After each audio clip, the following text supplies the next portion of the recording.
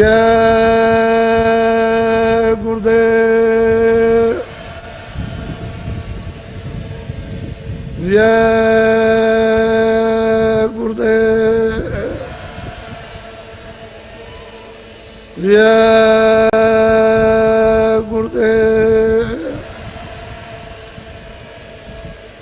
जय गुरुदेव नाम किसका,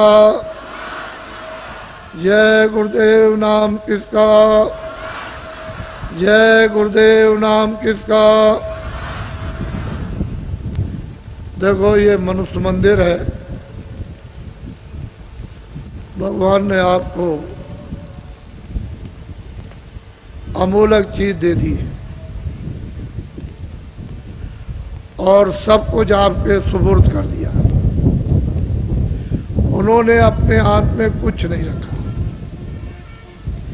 इस मनुष्य को अनमोल चीज देकर के पूरी आजादी और पूरा अधिकार दे दिया। किसी तरह की भी उसने जरा भी किंचित मात्र भी रोक टोक नहीं रखी है। आप आंख से, कान से, मन से, बुद्धि से, हाथ से, पैर से जैसा चाहो वैसा कर्म करो, अच्छा बुरा उसकी तरफ से जरा भी रोक टोक निशान को भी नहीं। देश की जितनी भी वस्तुएं हैं अपनी, देश में जितने भी मानव हैं सब अपने। देश एक मुसाफिर खाना है, एक सराय है जिसमें हम लोग सबके सब उस सराय में, बड़ी सराय है, बड़ा धर्मशाला है जिसमें आ रहे और जा रहे, और हम सब लोगों का मिलन थोड़े से समय के लिए, ज्यादा समय के लिए नहीं है। मित्र है, दोस्त हैं, परिवार है, बच्चे हैं, माँ है, बाप है, रिश्तेदार है, कौम है, कौमियत है, ये थोड़े दिन का यहाँ मिलन।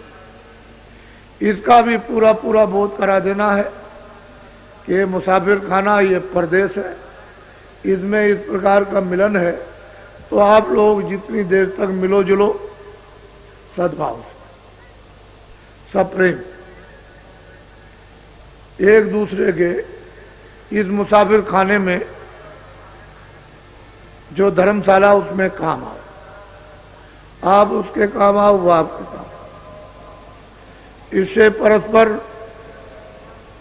ये मानो भौतिक बुद्धि, प्रेम, विवेक का बढ़ेगा। जब प्रेम आपस में विवेक का बढ़ने लगेगा तो भौतिक बुराइयां अपने आप छीड़ होने लगेंगी, कमजोर होने लगेंगी।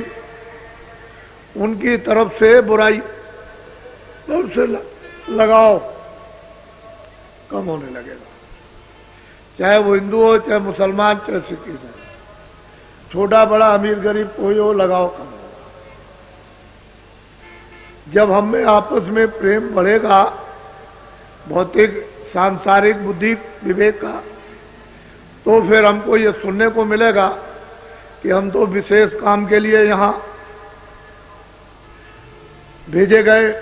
मालिक ने हमको अनमोल अपनी कारीगरियों से हमको ये तन, ये शरीर, ये जिस्म दिया है, तो हमारा काम तो और है।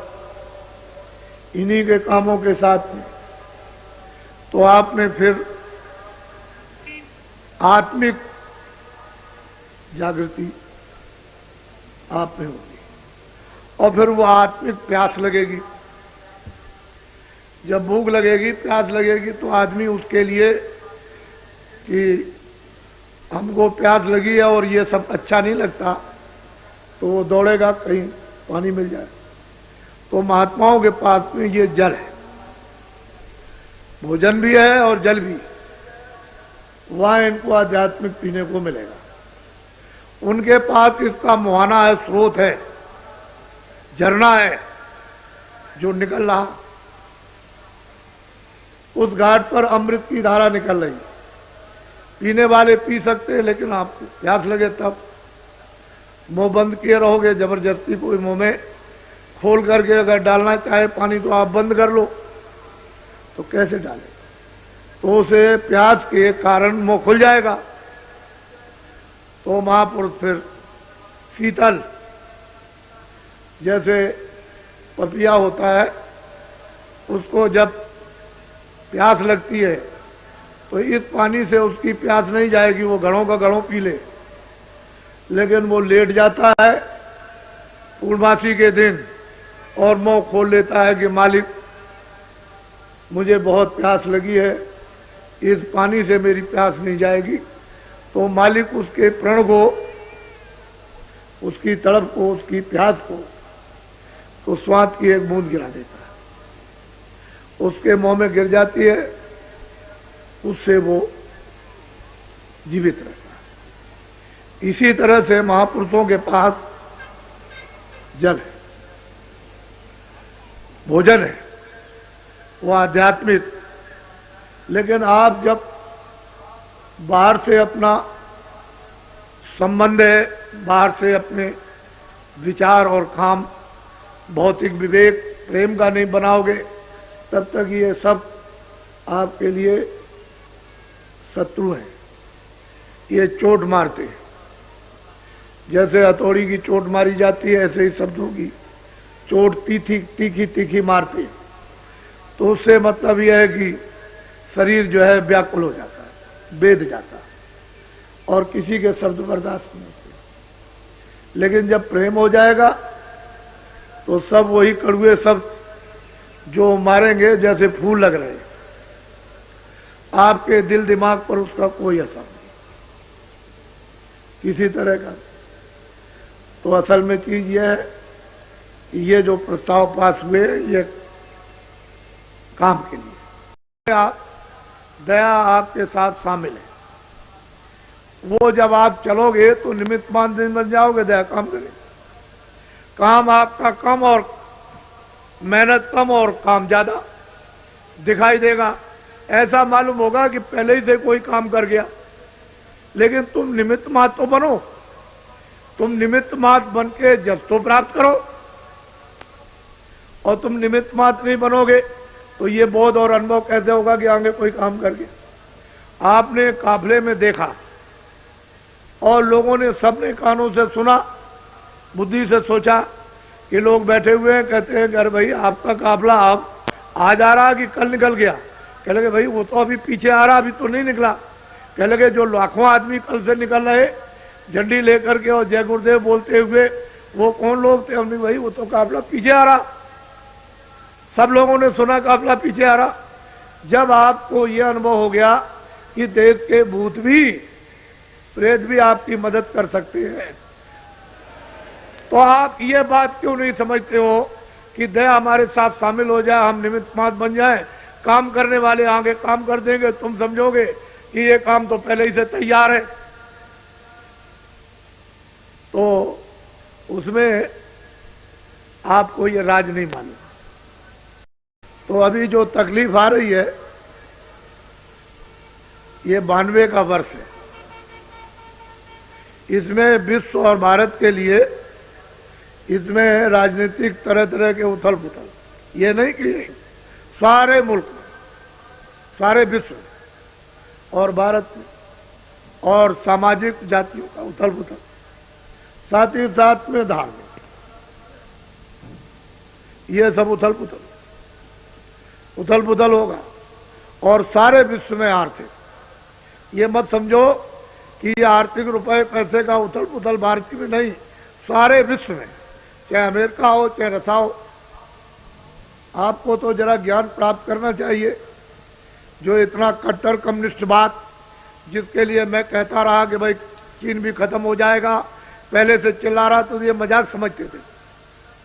ये समझते थे बाबा जी ऐसे ही अंधेरे में कह रहे हैं कि रसा खत्म हो जाएगा, ये चीन खत्म हो जाएगा, चीन बात खत्म हो जाएगा, ये बात खत्म हो जाएगा, और वो लोग मस्जिद में और मंदिर में जाने लगेंगे, और वो लोग अपनी देवी देवता की पूजा करेंगे।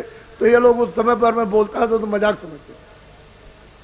आप इसकी प्रेरणा लो, जो अभी 6 महीने के अंदर में रसा में कितना बड़ा परिवर्तन हुआ कि कल कुछ आज कुछ, और फिर उसके बाद कुछ और उसके बाद कुछ और बिल्कुल खत्म हो गया। तो क्या आप अपने यहां नहीं समझ सकते?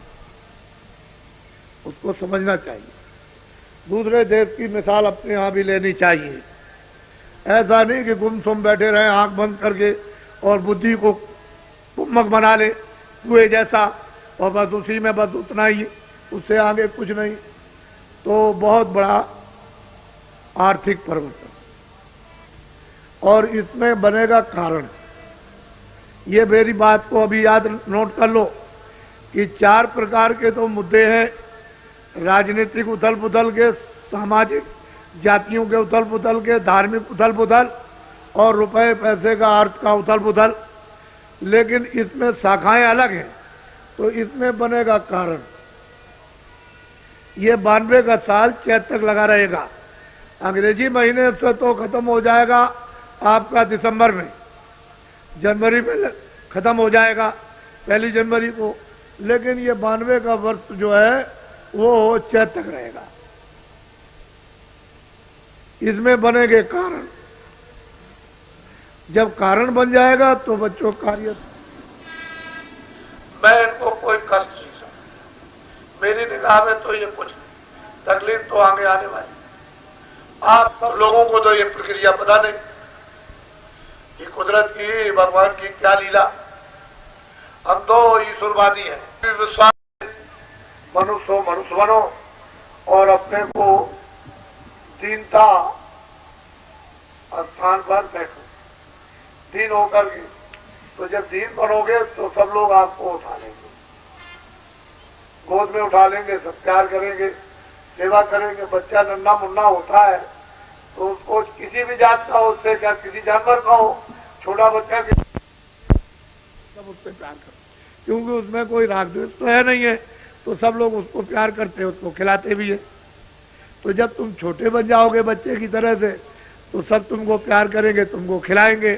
तो तुमको छोटा बनना चाहिए था। छोटे बन गए तो फिर मतलब यह है कि बड़े, छोटे और बड़े बने तो बड़े से क्या होता? बड़े से होता क्या?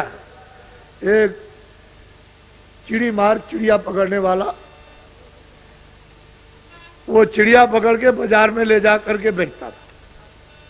छोटी छोटी चिड़ियाएं पकड़ता था, बड़ी कोई नहीं पकड़ता था। बस एक पिंजरे में बड़े में ले गया और 2 आने की, 4 आने की, 2 आने की, 4 आने की, वो सब लोग आए और चिड़िया खरीद करके ले गए। तो एक बहुत चिड़ी मार, उसने कहा, अरे भाई तुम क्या देखते हो? कह लगे, भाई मैं देख रहा हूं, मुझे कोई मजदूरी नहीं मिल रही। तुम देखते नहीं हो, ये चिड़िया ले आता है और बस आकर के यहाँ फटाफट 2-3 घंटे में बेच के चला जाता है, तुम भी चिड़िया पकड़ के ले आओ। तो वो बेचारा उसके कहने से गया, जंगल में इधर उधर देखता रहा, तो उसको देख करके चिड़िया उड़ गई, उस पेड़ से और दूर चली गई। तो एक तालाब में एक केकड़ा था, ऐसे बैठा हुआ था इस तरह से। तो उसने सोचा कि ये बहुत बड़ा भी है और मतलब यह है कि इसका दाम बहुत लगेगा। वो जितना चिड़िया सब बेची जाती है, जिनका दाम उससे ज्यादा इसी का दाम लग जाएगा। तो किसी तरह से उस केकड़ को पकड़ लिया, उसको पकड़ लिया और बाजार में ले गया, उसको बैठा दिया। अब वो केकड़ा ऐसे करके बाजार में बैठा हुआ और छोटी छोटी चिड़िया सब लोगों ने 2 आने 4 आने की खरीद के चले गए और बेचने वाले भी चले गए। वो शाम तक अंधेरे तक ऐसा बैठा रहा। तो कह लगे, भाई तुम कौन हो? कह लगे, अरे भाई मैं तो आया था कि ये बड़ा है, एक ही पैसा दे देगा, तो मैं तो ले आया पकड़ के। इसका तो एक भी नया पैसा नहीं लगा। इसके बड़े बनने से क्या हुआ?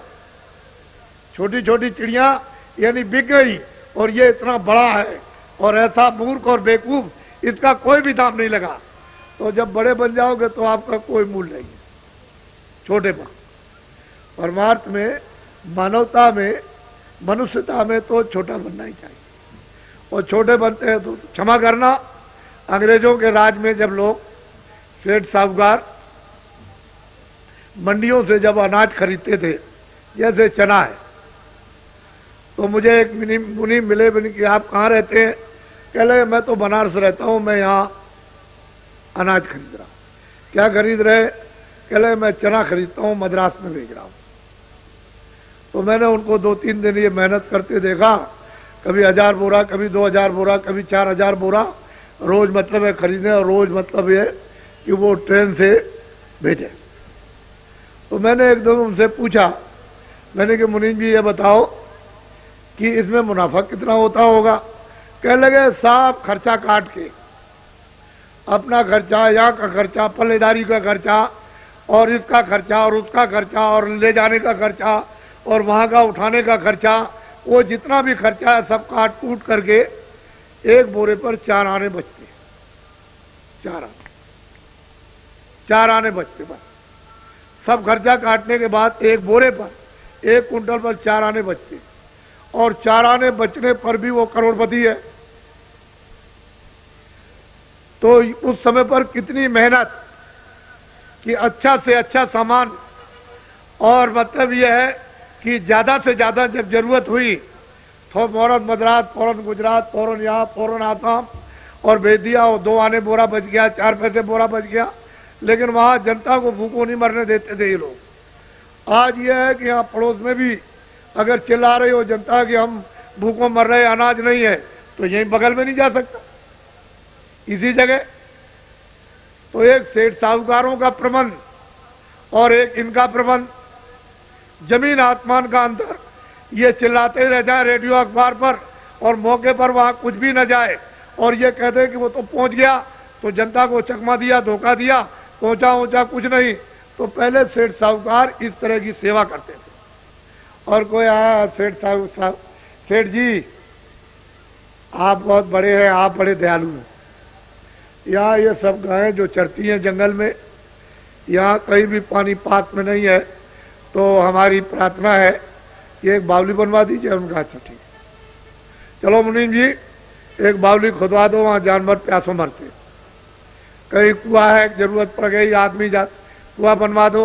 कह लगे बहुत आदमी आते जाते हैं, सेठ जी एक धर्मशाला बनवा दे। क्या अच्छा। तो वो अपने उस मेहनत से के उस कमाई में से पुण्य भी करते रहते थे। आज अगर कोई बना दे तो पैसे कहां से ले आए? तो वो भी एक काम नहीं कर सकता। तो धर्म में भी चोरी और धर्म में भी झूठ, और धर्मशाला बनवाने में, बावली बनवाने में भी धोखा और बेईमानी। तो ये बताइए कि अच्छे आदमी किधर रह गए? एक युग जमाना ये था, अच्छी कमाई थी, सब लोग शुद्ध पवित्र रहते थे भगवान पर। अब तो सब गड़बड़ हो गया। अब तो उसकी दिशा ही दूसरी है, और वो आपको पकड़नी पड़ेगी थोड़े दिन के बाद। वो तो आप सब आपके सामने आ जाएगा, उसमें मतलब वो तो आपको पकड़ना ही है, बगैर पकड़े हुए काम होने वाला है ही नहीं।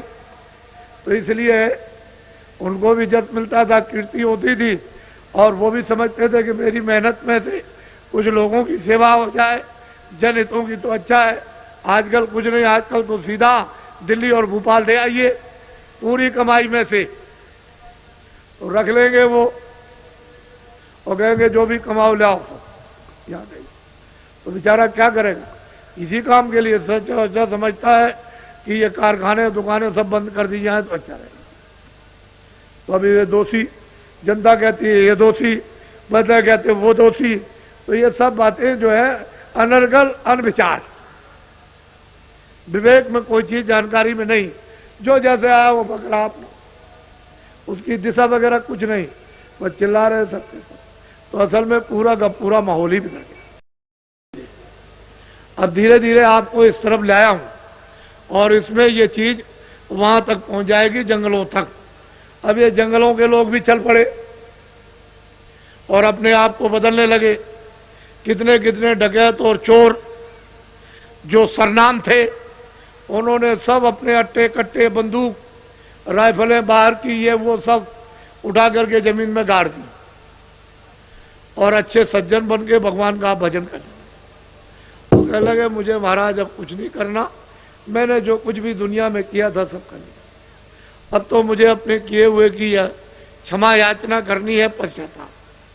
अब मैं ये काम कभी नहीं कर सकता। जब मेरी समझ में नहीं था, मेरी समझ में आया। अब मुझको मतलब ये कुछ अंकुर, कुछ बुद्धि विवेक में आया, ये मनुष्य शरीर जो कुछ रह गया उससे कुछ काम कर लिया।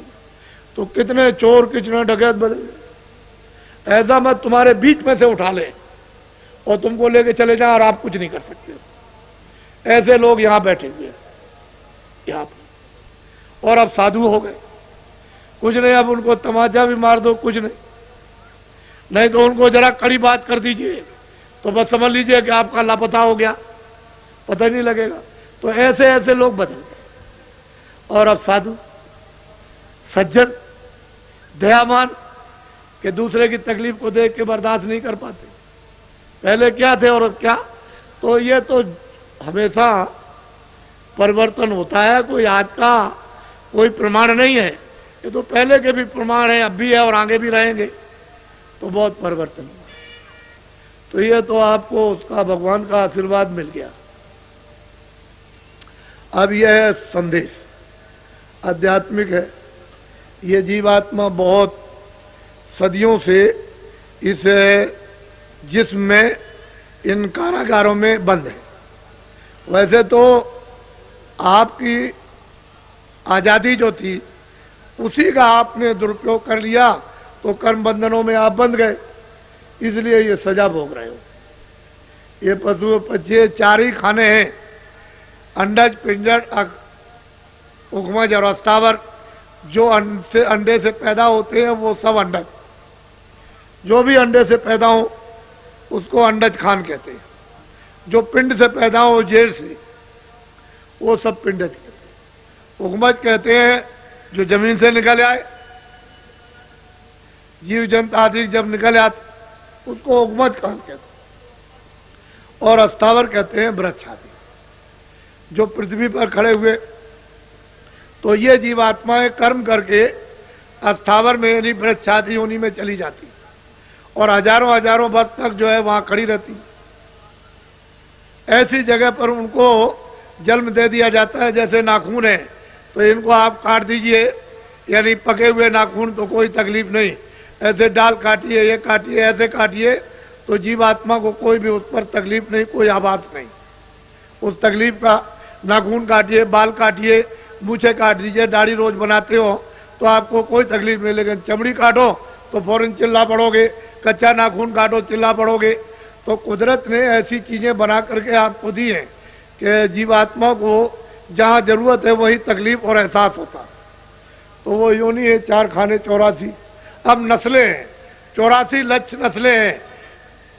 पिंडज खान में कई नस्ल के पंछी, कई नस्ल के जीव जंतु, कई नस्ल के सांप, कई नस्ल के पंछी, कई नस्ल के कीड़े हैं, कई नस्ल के जानवर हैं। ये सब छोटे बड़े जानवर। तो ये अलग अलग कई नस्ल के पेड़ हैं, कई नस्ल के उपज जीव हैं। तो उसमें 84 लक्ष्य, ये 4 खाने। तो इसमें जीवात्मा बेचारी बंद, अपने कर्मानुसार सजा दे दी गई, भोग रही।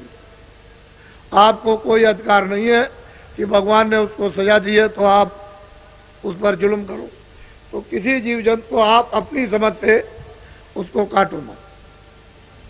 पशु हो, पंछी हो, कोई भी हो, आपको काटने का जिसको जिसने बनाया वही उसका जिम्मेदार है। वो बना भी सकता है, बिगाड़ भी सकता है। तो बनाएगा और बिगाड़ेगा, आपको अधिकार नहीं है। क्यों कि आपको बिगाड़ करके फिर उसमें भेज देगा, सजा दे देगा। तो फिर कितनी पीड़ा, कितना दर्द होगा। और नरक है अलग, वो दिव्य नेत्र ज्ञान चक्षु से देखने को मिलते हैं। लाखों लाखों मीलों की लग्गियां होती हैं, यानी बांस जैसी लग्गियां। तो उन पर बड़े बड़े नुकीले ऐसे कोच करके और ऐसे जलाते रहते, और वो तड़पते रहते हैं उसको करोड़ों करोड़ों वर्षों तक। 1-2 नहीं, कितने जलाने वाले लगे हुए, वो जलाते रहते हो, चिल्लाते हो, वहां कोई नहीं जाता, कोई है ही नहीं। कौन सुनेगा उनकी तकलीफ को। तो जो किया है तो भुगतरे जिया, और तूने गुरु पूरा ढूंढ न किया। अगर गुरु को पूरा ढूंढता तो इस जिल्लत से, मुसीबत से, इस आफत से और इस पीड़ा से बच जाता। तूने तो किया नहीं, तो इसमें लगा रहा। तो और एक नरक नहीं, अनेक नरक। जलाने वाले अलग, दूसरे नाम के सड़ाने वाले अलग, तीसरे नाम के काटने वाले अलग, ये अलग अलग हैं, ये अनेकों नरक। उसने इनकी सजाओं के लिए सब स्थान बना रखे और वहां उनको डाल देता। रोते चीखते चिल्लाते कौन से? तो इसलिए ये मनुष्य शरीर जरा सी गलती पर अगर निकल गया तो बस फिर उसमें देर क्या लगती है, और उधर में बंद कर देगा तो आपके बस की बात हो। आपके कोई बस की बात नहीं। कोई जब बाहर के लोग नहीं कुछ कर सकते हैं तो वो तो अंदर से पकड़ के ले जाती है। बाहर की आंख और कान और ये वो एक दूसरे का कोई देख नहीं सकता। अंदरी से अंदर ले आए, अंदर से निकालेगा और उधर निकाल करके उसमें अंदरी से डाल दिया, उस शरीर में बंद कर दिया बस। तो ये अवगत यानी अधोगत, ये जीव को बेचारे को मानव शरीर पा करके फिर मिल गई, और मनुष्य शरीर जो आपको मिला वो अमोलक। तो मनुष्य रूपी ये दोनों आंखों के मध्य भाग में जीवात्मा ऊंचे शिखर पर बैठी है। तो आशा तहां बासा, जल की आशा वाले जल में बासा। भाई आशा के मुताबिक तो बासा होगा। तो जल पृथ्वी की आशा वाले पृथ्वी में बासा। जो जहां आशा बांधेगा इस जड़ में वहीं तो उसको जन्म होगा। आपने देखा होगा पत्थर की चट्टान है और उसके अंदर एक कीड़ा, एक लंबा सा 1 फुट का 6 इंची का सामने दिखाई देता है बिल्कुल, और वो जिंदा है। अपने मतलब है कि पैरों को भी चलाता दिखाई देता है, और मतलब ये बैठा हुआ है, अपना मुंह भी उठाता है।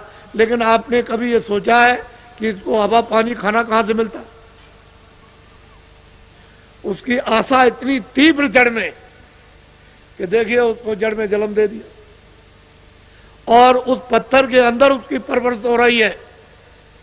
तो कहते हैं अजगर करे न चाकरी, पंछी करे न काम, दास मलूका कह गए सबके दाता राम। तो आप अपने वो विश्वास क्यों नहीं करते हो कि जो उसने प्रारब्ध हमारे लिए बना वो तो हमको सब मिलेगा। अब कुछ कर्म कर लो, कुछ भगवान का भजन कर लो। तुम इसके लिए रात और दिन लगे पड़े हुए हो, न तुम समझते हो अच्छा न बुरा, इसमें लगे हो। तो ये कुकर्म जो हो रहा तो फिर मनुष्य शरीर मिलेगा।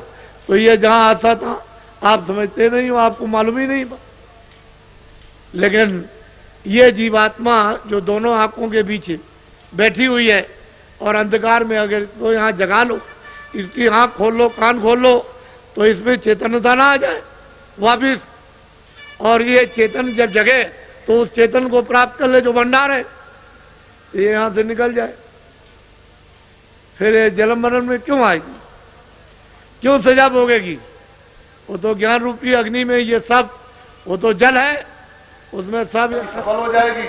और सच्चे अनुभवी महात्मा मिल जाए तो फिर ये हमारा जो जीवन बचा हुआ था, असली चीज ये है कि ऊपर जाने तो आपको तो ये सब कुछ नहीं। तो मैंने बताया था कि मन है, बुद्धि है, चित्त है, काम है, क्रोध है, लोभ है, 10 इंद्रियां हैं। इनकी अलग अलग डोर है। आंख की अलग डोर, कान की अलग है, नाक की अलग है, सबके अलग अलग इंद्रिय ला देते हैं। आप क्या जाते बड़े बड़े जगह में सब करने वाले और लोगा भाव है। इसको महापुरुषों से माया भी डरती है, काल भी डरते हैं, और मतलब देवी देवता भी डरते हैं। और महापुरुष न मिले तो तो आपको ये चेक करना चाहिए। तो आपको जब किसी को मालूम ही नहीं है कि डोरी किसके हाथ में है, तो भंडार है, इसको उसमें पहुंचाना है। इंद्रियों का इंद्रियों में, काम का काम में, क्रोध का क्रोध, तभी काम बन सकेगा। नहीं जीव का कौन काम करने वाला धोखा। तो ये सब अंदर में जब दिव्य नेत्र ज्ञान चक्षु जब खुलता है और कान खुल जाते हैं और अंधेरा चला जाता है, प्रकाश इस सूरज से, चंद्रमा से, तारों से बहुत ज्यादा सामने जब प्रकट होता है, वो सब एक ही घटना में इतना चिल्लाया जाता कि वो दर्द फैल गया। पृथ्वी पर फल नहीं रहेगा, अनाज नहीं रहेगा, तड़प तड़प के बच्चे को मारोगे, बच्ची को मारोगे, प्राणों की रक्षा के लिए उसको मार दोगे, वो चली जाएगी कहीं बाहर, तब तक बच्चा घर में है, अनाज है नहीं, तो बच्चे को मार के खा गए, पता ही नहीं। जब कुछ नहीं मिला तो औरत को मार दिया, औरत ने रात को आदमी को काट दिया, समझ गए, प्राणों की रक्षा के लिए, क्योंकि घास है नहीं, चलो बरपत्ती फल है नहीं है। तो जब ये नहीं रहेंगे जंगल में घास नहीं, तो जानवर तड़प तड़प करके चारों तरफ दौड़ेंगे और गिर जाएंगे। जो जिसको पाएगा वो एक दूसरे को खाएगा। वो तो बहुत ही, यानी मतलब ये है कि ऐसा मतलब भयावह दृश्य है। जब क़यामत आती है महाप्रलय, तो बहुत पानी नहीं मिलेगा, अब जंगलों में आग लग जाएगी, घास का नाम नहीं थी, ये जानवर मरने लगेंगे, वहां जल जल के कितने जीव जल जाएंगे, दर्दनाक, कोई वर्णन नहीं करता। और फिर पानी को मतलब अग्नि सोखती है, तो ये जल के जितने भी जीव हैं ये सब एकदम बाहर तड़प तड़प करके, पानी की बूंद नहीं मिलेगी, तड़प तड़प करके, जब तक जो है तो एक दूसरे को तड़प तड़प करके किसी अग्नि को वायु सूख लेती और वायु को आता। न यहाँ मंदिर, न मस्जिद, न ये पृथ्वी, न वायु, न कोई गीता, न रामायण, न उसी आकाश। जब इसने वायु को खींच लिया तो आकाश में सब, और आकाश और सब को माया करते हुए, तो स्वर्ग और वैकुंठ जितने भी 14 भवन, 14 लोक और 14 कवच सब ये सब, ब्रह्मा महादेव जितने भी देवी देवता, ये 9 करोड़ दुर्गा, 10 करोड़ शंभु और 33 करोड़, ये सब के सब पूरे के पूरे सिमट जाते हैं महाराज। और उसे आद्या शक्ति को निरंजन भगवान ने सुनी, और निरंजन भगवान को और इसको सब ऊपर माया बैठी, वो सबको समेटती है। जितने भी वहां के लोग सूक्ष्म है वो सबको समेट, फिर इनको सबको समेटते ब्रह्म, ये सब समझते थे। जितने आने को लोग उनके बाद सरकार सबको समझते थे, कुछ नहीं। जितने जो जहां निरंजन भगवान ने उसी की आवाज पर तो ये सब रचना टिकी हुई है, तो धीरे से बंद कर दिया, क्षणों में कुछ नहीं। जब सूरज को जब खींचता है तो जरा सा ऐसे खींचा, बस शरीर निर्जीव हो गया। उसी सूरज के ही उस शक्ति और उसके ही प्रकाश से टिका हुआ, और जरा सा खींच के अलग किया, बस ऐसे ही वो बंद करता जब आवाज को, तो यहां किस पर टिकेंगे, कोई चीज टिकने वाली है ही नहीं। हर पलक के मारते ऐसे ऊपर का, वो फिर मतलब है कि माया, वो प्रकृति बंद करेगी, आद्या महाशक्ति निरंजन बंद कर लेंगे, माया बंद करेगी, फिर वो ब्रह्म बंद करेंगे आवाज, ऐसे बंद कर लेते हुए खेल। ये सारी रचना शब्द नाम पर, आवाज पर बाजू, पूरा का पूरा ये सब उसी पर, और उसी आवाज पर हम उतरे और दोनों आंखों के पीछे बैठा दिया। तो आवाज तो छन के आ रही है, अगर बिल्कुल ही आवाज बंद हो जाए तो एक सेकेंड, एक क्षण में इस शरीर के अंदर जीवात्मा नहीं रह सकती है, तो आवाज का ठंडक का सहारा। और जब आंख कान खुल जाते हैं तो प्रकट हो जाती है, उसी को कहते हैं नाम जी जब जागे जोगी। उसे नाम को जगाकर जब जीवात्माएं उससे संबंध कर लेती है, जुड़ जाती है, पकड़ लेती है, योग पथ प्राप्त निकल जाती है। तो आपको तो ये राज कुछ है, इसलिए आप लोग ये हमारी सनातन अनाथ काल की ये आत्मिक विद्या दौलत संपत्ति है, और भारत में हमेशा यहाँ इसके पूरे जानने वाले महापुरुष पूरे हमेशा एक जाएगा दूसरा तैयार, दूसरा जाएगा वो बोझ फिर तैयार, तीसरा जगह। इसीलिए बराबर ये कहा गया है कि महापुरुष को भी खोज करो, आगे आने वाली पीढ़ी को भी खोजना, उसके आगे पीढ़ी आएगी उसको भी खोजना, उसके आगे पीढ़ी आएगी उसको भी खोजना। इससे ये पता चलता है कि वो यहाँ आगे इस मनुष्य तन में, लेकिन उनको कोई जान नहीं पाता, पहचान नहीं पाता, समझ नहीं पाता, फर्क नहीं पाता। और वो किसी के ऊपर दया कर दे तो दया तो हो रही है कि चलो जल्दी से अपने ये परदेश है, यहाँ घर नहीं। स्वर्ग भी अपना घर नहीं है। ब्रह्मांड ने, मीराबाई ने, रैदास जी ने, कबीरदास ने, तमाम महात्मा आए, तुकाराम आए, करणदास जी आए, तमाम महात्माओं ने कलयुग में इन जीवात्माओं को मनुष्य रूपी इस मंदिर से जगा करके और पहुंचाया वहां, और आते और जाते रहे। जब पूरा समय उनका यहां का समाप्त हुआ और कितने पहुंच गए। इसी तरह से जीवात्मा, तो ये छोटा मोटा जिम्मेदारी का काम नहीं, ये सबसे बड़ी मृत्यु में जिम्मेदारी, बड़ा सुलभ है, बड़ा सीधा। तो साथ साथ ये भी विद्या लो और ये भी काम अपने से। मैंने तो कभी ये कहा नहीं है कि आप खेती छोड़ो, दुकान छोड़ो, दफ्तर छोड़ो और कपड़े छोड़ दो, खाना छोड़ दो, बच्चे छोड़ दो। मैंने तो आपको हमेशा ये बताया कि ये सब काम करके और बाल बच्चों की सेवा करने दो। रास्ता मैं सीधा बताता हूं, मदद कर दूंगा आपकी, तो जल्दी से सहारा मिल जाएगा। तो सीधा चलो आप अपनी जीवात्माओं से सच्चे भगवान का भरोसा। घर में गृहस्थी में अरे 23 घंटे और काम करो, 1 घंटे थोड़ा सा इसमें समय दे दो, 5 मिनट, 10 मिनट, 15 मिनट, तो दिन भर 5-5 मिनट जोड़ लेना, 1 घंटा कर दे, 23 घंटे अपने काम करो। तो ये सुना। लेकिन घर बार छोड़ के जो साधु बन गए, चाहे आप उज्जैन में जाओ, काशी में जाओ, अयोध्या, मथुरा जाओ, भगवान का भजन नहीं करना, से भी दूर चले गए भगवान। वेशभूषा से भगवान नहीं मिलता, दाढ़ी बाल पढ़ने लिखने से मिलता नहीं। वो तो जब जीवात्मा जगेगी तभी काम। तो उससे बहुत दूर हो गए। उन पर तो काम, क्रोध, लोभ, मोह, अहंकार, ये भूत सवार हो गए और वो चड्डी लिए हुए तो हट नहीं सकते। उनके पास हटाने का कोई उपाय नहीं है। तो मतलब है कि चड्डी लिए हुए, बुद्धि भ्रष्ट किए हुए। जब क्रोध आएगा तो बुद्धि भ्रष्ट होगा और झगड़ा हो जाता है तो धर्म नष्ट होता, धर्म नष्ट हो जाता, मानव धर्म चला जाता और क्रोध आएगा तो बुद्धि नष्ट होगी। आप जब ये काम करोगे तो फिर ये तो हो ही जाएगा। तो महात्मा बन के आपने झगड़ा किया और क्रोध आपको आ गया तो बुद्धि नष्ट हो गई। आपकी समझ में अध्यात्म क्या है? और कितनों की जाने चली जाए, धर्म के नाम पर क्रोध आए, बुद्धि भ्रष्ट हो जाए, कितनों की जाने ले लो, तो दया कहां रह गई? इसलिए दया तो कल्याण का, ये तो आपको रखने को। और जब दया जीवों के प्रति नहीं होगी तो कैसे?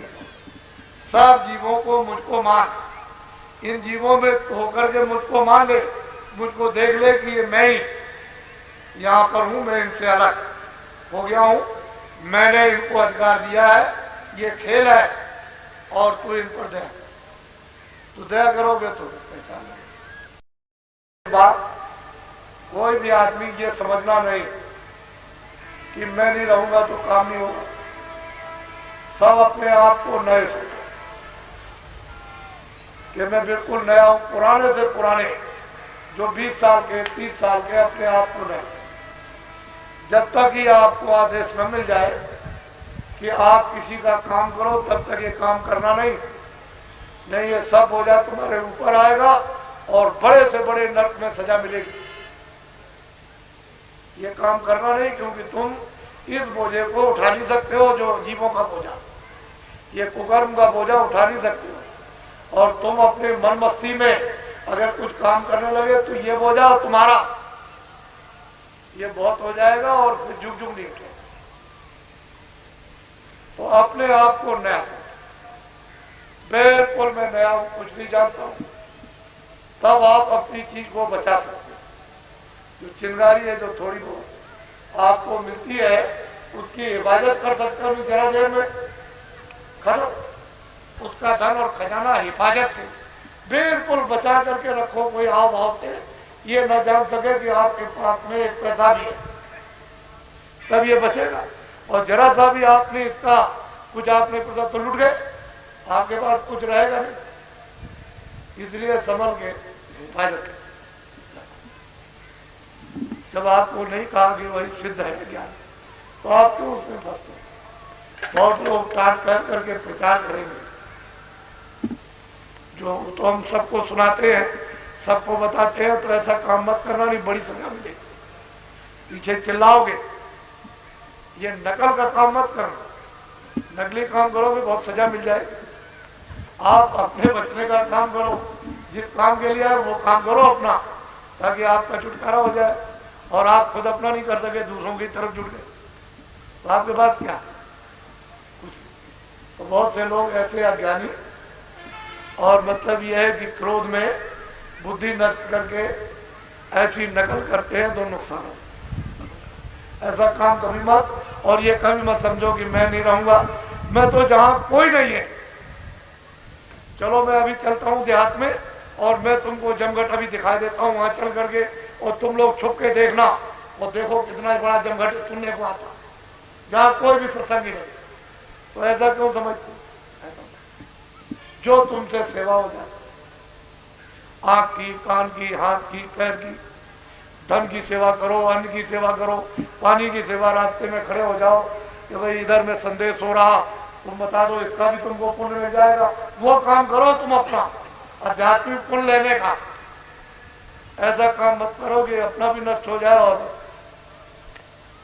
तुम भी वंचित हो जाओ, लोग भी वंचित हो। और महात्मा ऐसी चीज आपको देते हैं कि जिससे आप कल्याण हो जाए।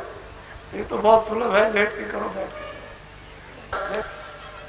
तुम बच्चों को पैदा होने देते, वो तो मालिक अपना विधान रखे है, और मतलब ये वो अपना इंतजाम किए हुए, तुम उसके खेल को क्यों बिगाड़ने लगे? वो तो पैदा करने का रास्ता तो आप उसको बंद कर। नहीं नहीं नहीं, तो 40 करोड़ की आबादी से अब इस समय आज 2 अरब की आबादी हो, तो आपने क्या कर लिया?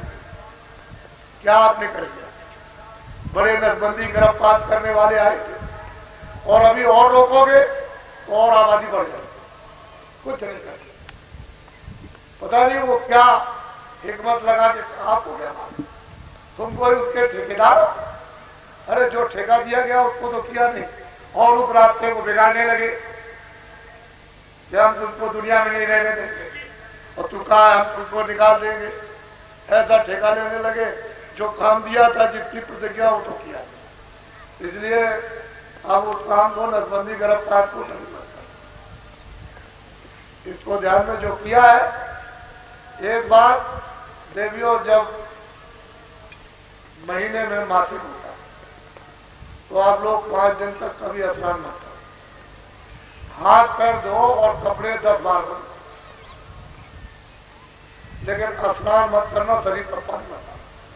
जब तुम पानी डालोगी तो खून खराब हो जाएगा, रखे खून मिलेगा, विस्फुट रहता। अब कुछ नहीं है, नर खुल गया और बस आप बैठ गए, 5 दिन तक रोज नहाते, वो सब बीमारी वही रुक करके और फैल गई। अब वो निकाले नहीं निकलती, अब वो नहीं। तो ये आप घर में बच्चियों को सबको बता, जिसका जो, और आप इनको छुओ मत, दूर रहो। खाना पीना भोजन इत्यादि नहीं छुआ चाहिए, इससे भी बहुत भयंकर बीमारियां आ जाती हैं, तो अलग रहो। और जब नहा लो उसके बाद में तो ये महात्मा बताया करते थे, ये महात्मा का काम नहीं था, ये तो पंडित जो आपके घर में वो बताया करते थे, और पंडितों ने बता रखा था माताओं को, वो माताएं घर में बताती तो आपने बच्चों की। ऐसी नई सभ्यता और ऐसा नया चरण आया मतलब विचारों का कि ये सब खत्म कर दिया और लोग ही हो गए। अब ये बातें कोई बता नहीं सकते जो आपको हम बता रहे, ये तो आपकी बात थी, इसको पहले ही बता गया, लेकिन सब रोगी। इसलिए ये तो करो मत, जो किया तो कर लिया, वो तो आपको दंड मिल ही जाएगा। लेकिन हाँ, अगर कहीं आ गए तो क्षमा भी हो सकता है, जब आप प्रायश्चित तो क्षमा भी कर सकता है, लेकिन महापुरुष क्षमा करेंगे और कोई वो तो क्षमा करना ही है। काल रूप में किनकर भ्राता, शुभ और शुभ कर्म फलदाता। मैं काल रूप हूं और सबको शुभ और अशुभ कर्म का मैं सजा, मैं किसी भी कर्म को माफ हूं। वह तो ये, तो वो तो बाड़ी ऐसी है, अखंड है, वो तो इधर उधर हो नहीं सकती। अब महात्माओं के पास जाओ, उनके पास ये क्षमा, वो क्षमा नहीं करेगा जिसने विधान बना, जो इसका इंसाफ करता हो क्षमा नहीं करता, उसके आगे आने जाने वाले वो क्षमा। तो वहां आप सोच नहीं पाओगे तो क्या, ये सब चीजें आपकी जरूरत की थी, उसको समझ लेना चाहिए। तो पहले ही आपने नहीं समझा और आप, एक तो ये हो गया, तो एक तो चीजों में फंसे, तमाम चीजों में फंसे, या छोटे बड़े वाले सबको सब पसंद, और ये अमूलक चीज जो, और जीवात्मा को कोई शिष्य बना नहीं सकता, ये उसका इसमें रूप है। तो अपने आप को शिष्य सब बने, क्योंकि मालिक के रूप को, मालिक की चेतनता को कोई मतलब शिष्य नहीं बना सकता। वो जो शिष्य बनने की बात है वो हो गया,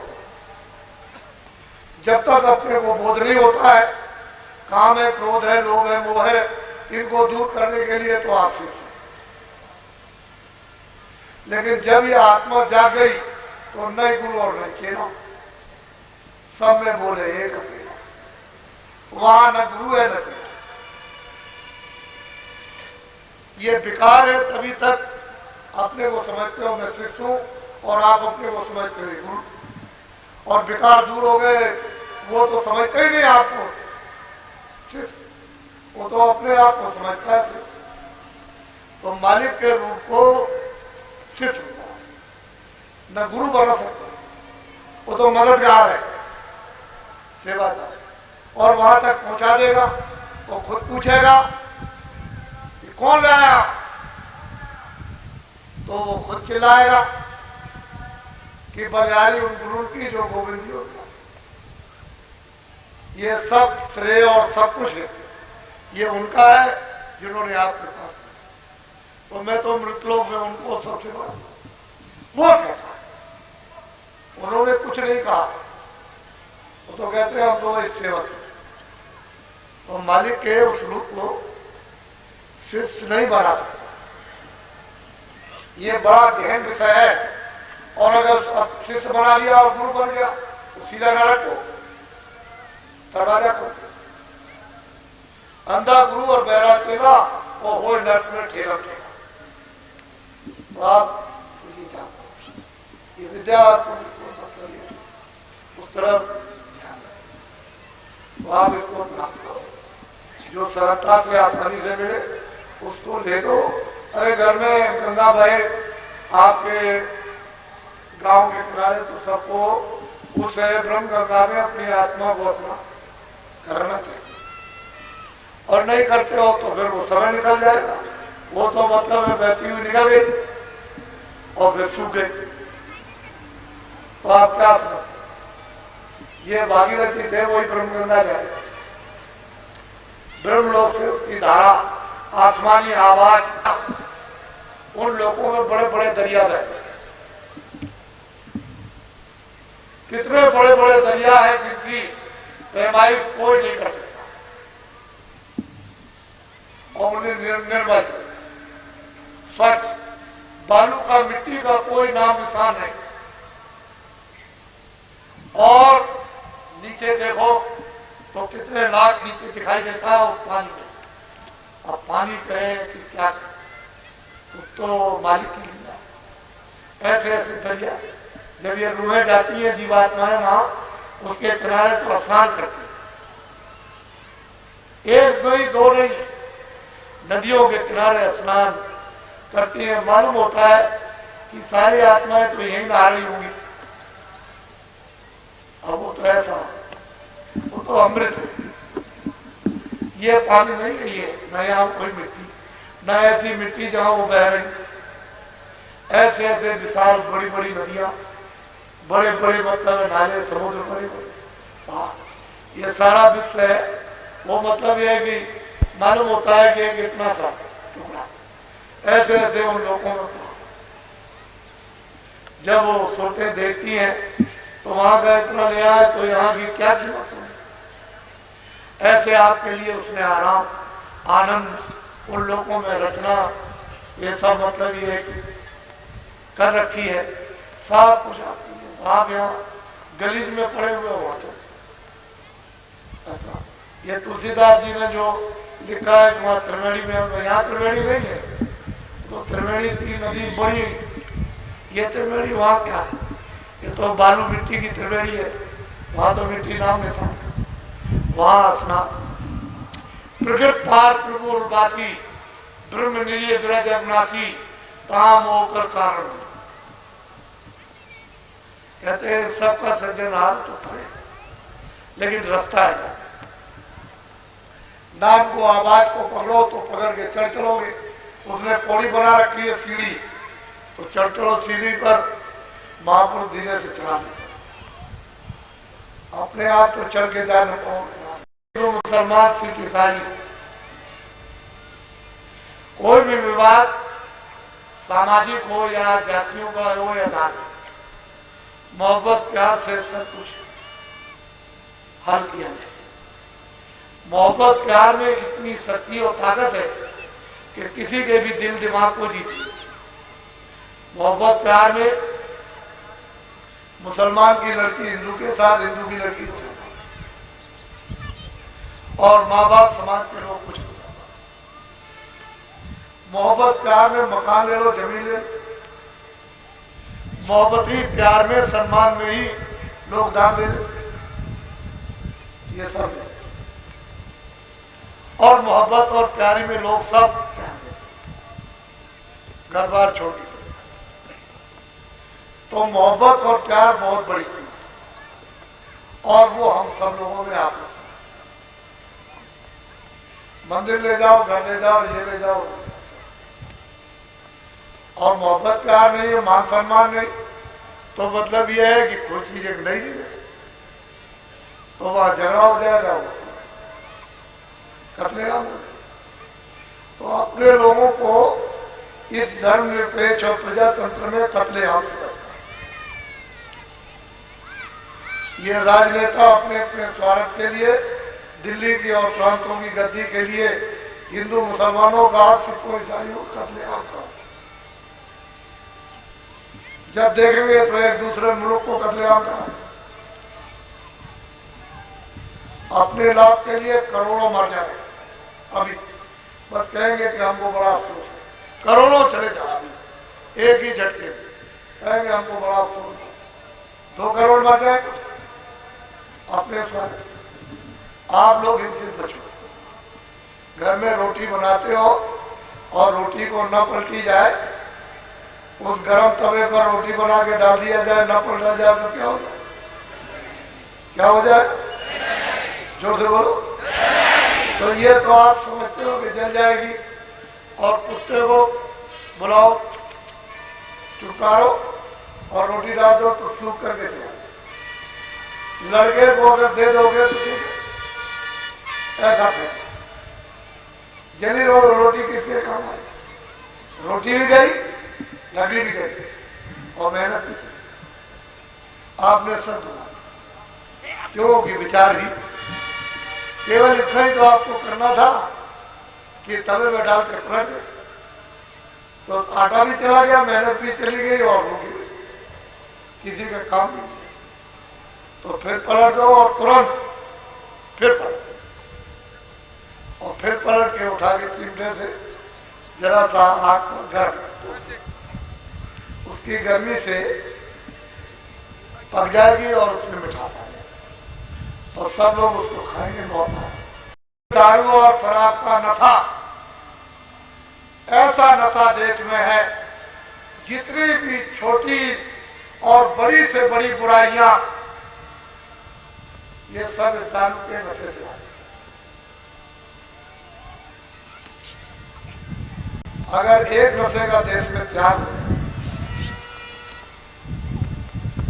तो 90% बुराइयों का विसर्जन हो जाए।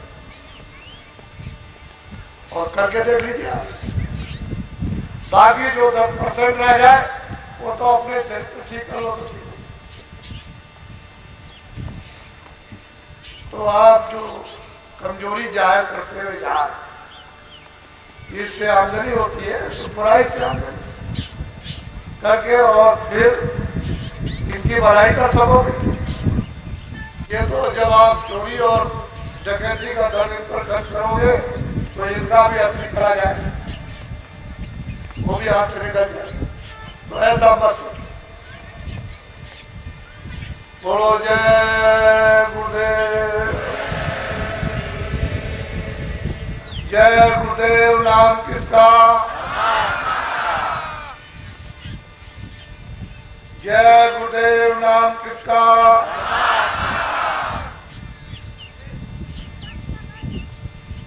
जय गुरुदेव। नाम किसका?